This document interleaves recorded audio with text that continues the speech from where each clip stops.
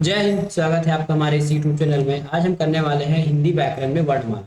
ये हमारे आगामी परीक्षा जो महिला शिक्षक की भर्ती हो रही है उसके लिए बहुत उपयोगी है। उसमें 10 नंबर का आपको हिंदी पूछा जाएगा।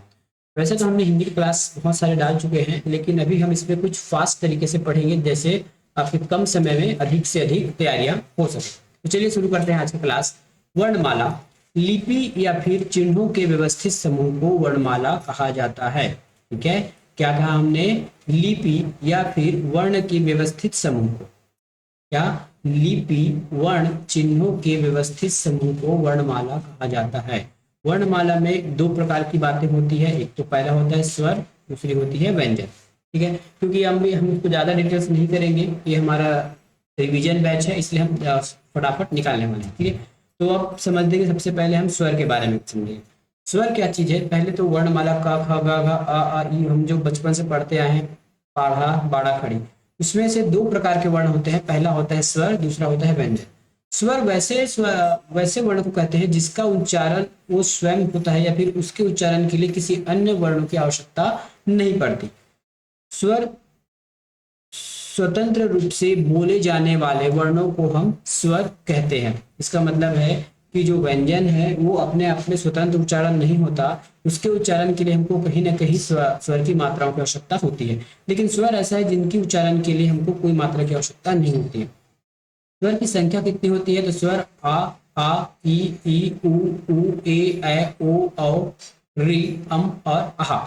ठीक है, इस प्रकार से स्वर 13 है। लेकिन कई बार पीएससी या व्यापम के एग्जाम में आपको कंफ्यूज किया जाता है कि स्वर आपको कई बार 11/13 है ना, कई बार ऑप्शन में 11 और 13 भी रहता है। ठीक है, तो देखिए आ ई, यहाँ से देखिए उ और आहा। यदि कहा जाए कि पूर्ण है ना, हिंदी में पूर्ण स्वरों की संख्या कितनी है, तब आपको लगाना है 13। और मात्र कहा जाए कि स्वर कितने हैं, तब आपको लगाना है 13। इसके बीच का रीजन ये है, ये और आहा है, कभी कभी स्वर और व्यंजन दोनों के अनुरूप ये कार्य करता है ना। कभी हम इसको स्वर में रखते हैं, कभी हम इसको व्यंजन में रख देते हैं, इसलिए ये थोड़ा दिक्कत वाली बात आती है। आगे इसकी चर्चा करेंगे कि ये क्यों हुआ। ठीक है, अब देखिए स्वरों की मात्राएं होती है। पहला तो स्वर हम कुछ इस प्रकार से लिख सकते हैं आ। ठीक है, यदि मुझे स्वतंत्र अचिन्ह लिपि का उपयोग किया जाए तो मैं इस प्रकार लिखूंगा। ई का मुझे उपयोग किया जाए तो मैं इस प्रकार लिखूंगा। लेकिन यदि मुझे की लिखा जाए, है ना, क और ई लिखा जाए, तो मैं कुछ इस प्रकार से लिखूंगा। ठीक है, क्योंकि छोटी की मात्रा है। यदि मैं इसको कुछ इस प्रकार से लिखूं, है ना, इसको यदि मैं कुछ इस प्रकार से लिखूं, तब भी ये इनका मतलब एक ही होगा। ठीक है, एक मिनट ना, यहाँ से आपको बहुत अच्छे से समझ आ जाएगा कि हम मात्राओं का उपयोग क्यों करते हैं। आगे हम चर्चा करेंगे व्यंजन के बारे में। जैसे मुझे लिखना रहेगा क, ये हाफ है ना। यदि मुझे की लिखना हो तब मैं कैसे करूंगा? ये या तो मैं छोटा की लिखूंगा। यदि इस ई की इस ई को यदि मैं मात्रा के रूप में न लिखकर, है ना, वर्ण के रूप में लिखूं, तब कैसे लिखूंगा? तो ये हो जाएगा क और ई, ये भी हमारा की ही कहलाएगा। लेकिन ये हमारा स्टैंडर्ड फॉर्मेट नहीं है।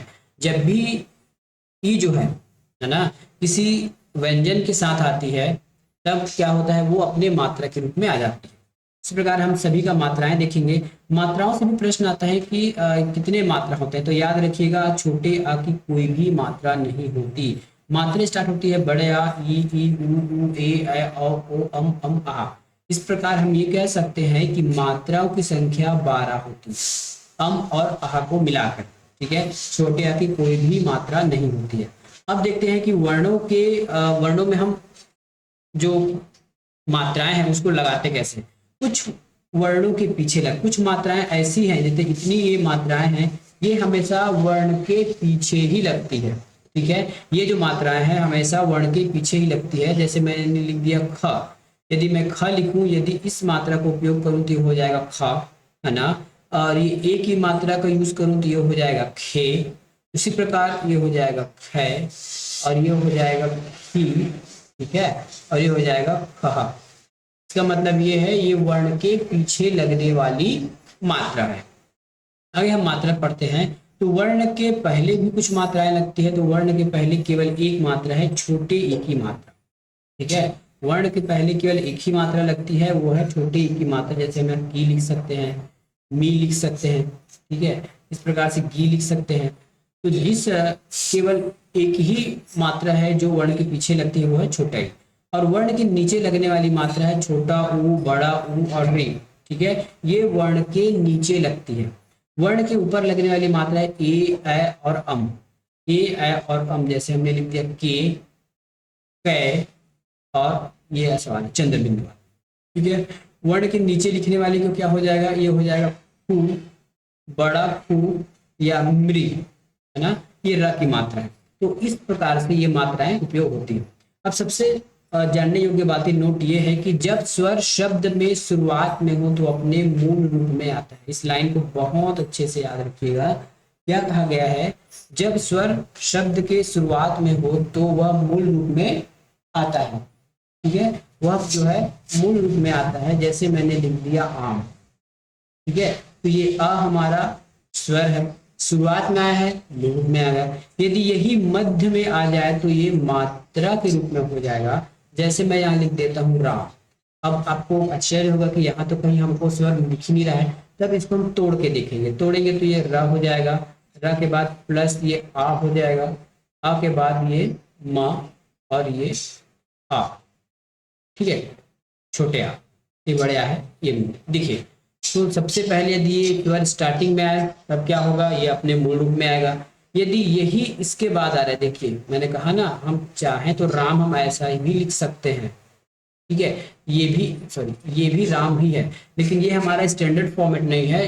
हमारा स्टैंडर्ड लिखावट होती है जब भी स्वर जो है मध्य में आएगा वो मात्रा के रूप में हो जाएगा, तो ये जो आ है इस रा के साथ मिल के बड़े आ हो जाएगा, तो रा हो गया, और यही जो छठे आ की मात्रा है म के साथ जुड़े तो ये म हो जाएगा। इस प्रकार ये लिखाएगा राम, ठीक है। जब मध्य में लगातार दो स्वर आ जाए तो पहला मात्रा है ना, पहला जो है वो मात्रा के रूप में आएगा और दूसरा अपने मूल रूप में आ जाता है, ठीक है।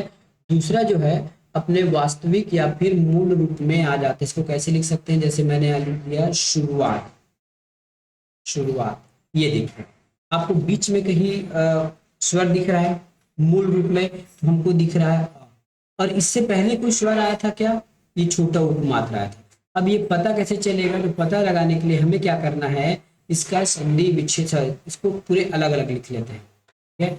पता करने के लिए हम क्या करेंगे, इसको पूरा अलग अलग लिख लेते हैं। तो ये नहीं कर रहा है, ये काम जैसे शु, ठीक है। मैं फिलहाल इसको छोड़ दिया हूं तो मैं र पूरा लिख लेता हूं, और ये ऊ हो गया, ठीक है। अब ये हो गया आ और ये हो गया ता। देखिए ऊ और आ दोनों एक साथ आए, लेकिन पहला वाला मात्रा के रूप में यहाँ ऊ में चला गया, और दूसरा जो मात आया है स्वर वो मूल रूप में आ गया। मतलब जब भी स्वर लगातार आएगा, दो बार लगातार, उसके बीच में कोई भी स्वर व्यंजन नहीं होना चाहिए, तो जो पहला आएगा वो मात्रा के रूप में आएगा और जो दूसरा आएगा अपने मूल रूप में स्थित रहेगा। चलिए अब आगे चर्चा करते हैं। अब हम स्वरों के प्रकार देखते हैं। स्वरों के प्रकार देखते हैं तो यहाँ याद रखिएगा, जैसा नाम रहेगा ना उसी प्रकार उसका काम रहेगा। जैसा नाम वैसा काम, जैसा नाम वैसा काम मतलब उत्पत्ति के आधार पर, उत्पत्ति मतलब कैसे उसका जन्म हुआ है, हाँ, तो जन्म के हिसाब से उसको मूल बोलेंगे, है ना। उत्पत्ति के आधार पर मूल और संधि या दीर्घ स्वर, ठीक है। तो उत्पत्ति के आधार पर हम तीन प्रकार, हाँ हम चाहे तो दो प्रकार के मान सकते हैं, मूल स्वर और संधि स्वर या फिर दीर्घ स्वर, ठीक है। और उसमें भी मूल का मतलब है कि वो जड़ है, उसमें कोई मिलावट नहीं है, वो अपने आप में मूल है। उस मूल से मिलाकर बहुत सारे बने हैं। सबसे पहले हमारे पास मूल स्वर की संख्या होती है 4, ठीक है। मूल स्वर की संख्या होती है 4। इसकी नाम हो जाएगा अ, ई, उ और री।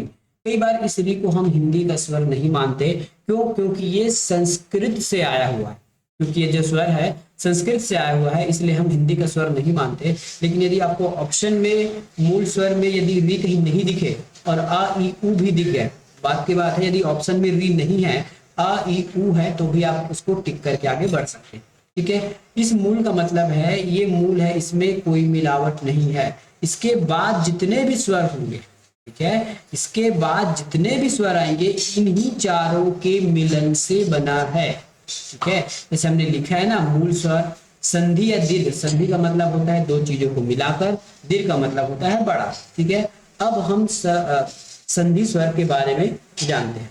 संधि स्वर के बारे में मतलब सबसे पहले हम चर्चा करेंगे आ के बारे में। आ के बारे में चर्चा करेंगे तो आ बना कैसा है, तो इसी आ को दो बार लिखा गया है, इसी मूल स्वर को दो बार लिखने से हमारा आ बना है। ठीक है, दूसरा हमारा संधि स्वर है ई। ठीक है, अब ये इसको हम कई बार बोलते हैं बड़ा ई, तो बड़ा कैसे बना, छोटे वाले को हमने दो बार जोड़ा है तब ये बड़ा ई हुआ। याद रखिएगा ये कॉन्सेप्ट आपको संधि में काम आने वाला है। ठीक है, ये कॉन्सेप्ट आपको आगे संधि में काम आने वाला है। अब हम देखते हैं ऊ। ठीक है, ऊ, ये बड़ा ऊ है, ये बड़ा ऊ कैसे बना होगा, तो छोटा ऊ को हमने दो बार लिखा है, इस छोटे ऊ को दो बार लिखने पर हमको बड़े ऊ की प्राप्ति होती है। ठीक है, ये है हमारा दीर्घ स्वर। ठीक है, इसके अलावा और है। ठीक है, ये हमारा दीर्घ स्वर या फिर संधि स्वर। अब इसके अलावा हमारे पास और क्या चीज है, इसके पास हमारे पास है ए। ठीक है, ए किससे मिलकर बना है, तो ये देखिए ए का मिलावट, ए किससे बना है, तो ए हमारा बना है अ और ए से, अ और ई से। ठीक है, इस ए का जो निर्माण है अ प्लस ई से हुआ है। क्या कहा मैंने, इस ए का जो निर्माण है अ प्लस ई से बना है। ठीक है, नेक्स्ट हमारा है ए। ठीक है, नेक्स्ट हमारा ए है, इस ए का निर्माण आपका हुआ है ए प्लस अ प्लस ए से, इस अ प्लस इस ए से। ठीक है, इसका निर्माण ऐसा है, कभी कभी प्रश्न आपको पूछ दिया जाएगा तो आप फंस जाओ। ठीक है, इसके बाद आता है हमारा ओ, ये भी दीर्घ स्वर है। ओ का निर्माण कैसे हुआ है, तो ओ बना है हमारा अ प्लस उ से, अ प्लस उ से ओ बना है, और लास्ट में है हमारा औ बना है अ प्लस ओ से। ठीक है, इसका मतलब ये है ना, इसका मतलब आप समझ गए कि ये बना कैसा है, इसीलिए इसका नाम संधि या दीर्घ है। ठीक है, इसीलिए इसका नाम संधि या फिर दीर्घ है। तो उत्पत्ति के आधार पर हमारा मूल है, उत्पत्ति मतलब किस प्रकार बनता है कैसा है, ये हमने उत्पत्ति के आधार पर देख लिया।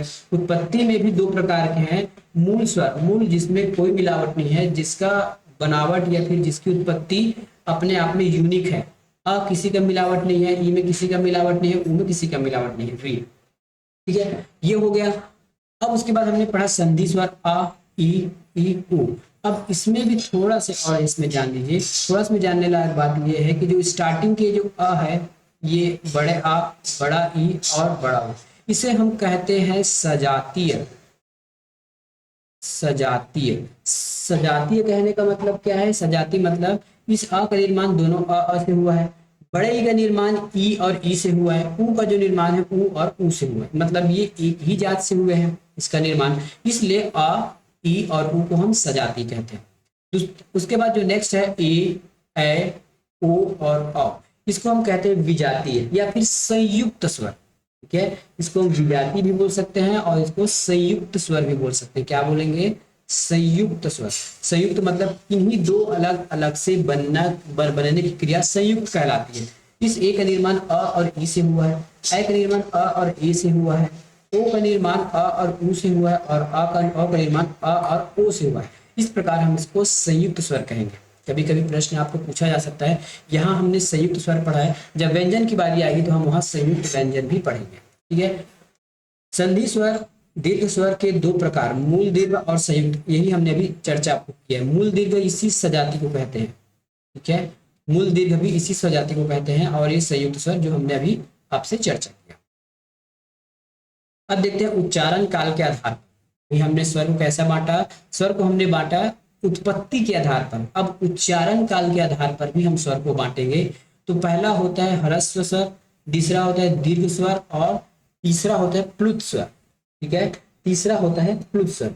ह्रस्व स्वर जिन स्वरों के उच्चारण में बहुत कम समय लगता है उन्हें हम ह्रस्व स्वर कहते हैं, इन्हें लघु स्वर या मूल स्वर भी कहते हैं। ठीक है, ह्रस्व स्वर का एक और नाम है मूल स्वर या फिर लघु स्वर। ठीक है, उसमें क्या क्या आ जाएगा आपका, देखिए इसमें आपका आ जाएगा वही जो स्टार्टिंग में थे आपके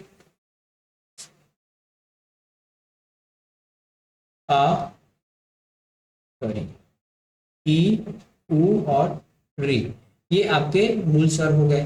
दीर्घ स्वर क्या हो जाएंगे, अब देखिए इसको याद करने का यही तरीका है। मूल स्वर आप याद कर लीजिए अ ई उ री। दीर्घ स्वर में आपका आता है प्लुत स्वर, है ना। प्लुत स्वर जो है आपका दीर्घ स्वर कहलाता है, या फिर प्लुत स्वर देखिए कुछ इस प्रकार से रहता है, ये हमने कहीं पढ़ा नहीं है।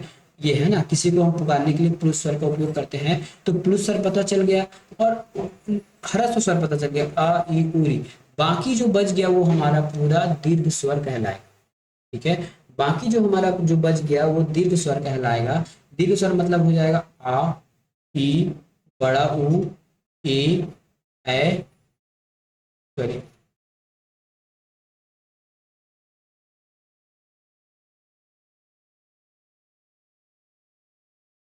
ए, ओ और औ।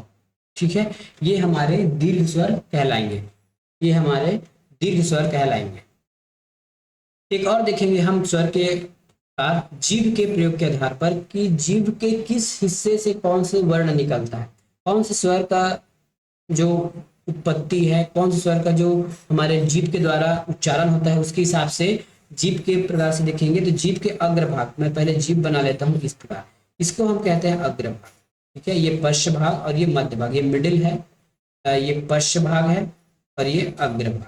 ठीक है, तो अब जीभ के आधार पर देखेंगे कि जीभ के किस किस हिस्से से कौन सा निर्माण होता है। तो मध्य में याद रखिएगा, मध्य में केवल आपका अ का उच्चारण। ठीक है, मध्य में अ का उच्चारण है और जो पश्च, जो अग्र स्वर है, ठीक है, अग्र स्वर का उच्चारण आपका होता है ई ए री से, ई ए, ठीक है, ए और री।